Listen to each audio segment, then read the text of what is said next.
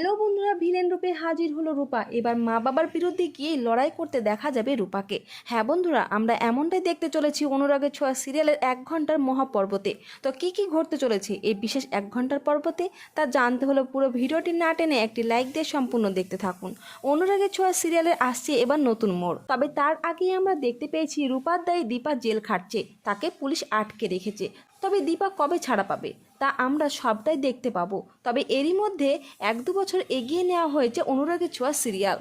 তো বন্ধুরা, নতুন গল্পের শুরুতে দেখা যায় যে কলকাতায় একটা কনফারেন্সে একটি ডিল নেওয়ার কারণেই মুখোমুখি হয় সূর্য, দীপা ও রূপা। তবে দেখা যায় যে 1 বছর কেটে যায়, তারা তিনজনই কোনো কারণে আলাদা হয়ে গেছে।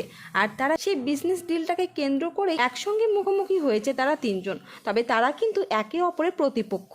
এমনকি এবার দেখা যাবে যে তাদের তিনজনের মধ্যেই হবে হাড্ডাহাড্ডি লড়াই। তবে আমাদের মনে এখন একটাই প্রশ্ন, যে কি এমন ঘটেছিল যে তারা সবাই একে অপর থেকে এত দূরে, এত বড় একটা তাদের মধ্যে ভাঙন সৃষ্টি হয়েছে।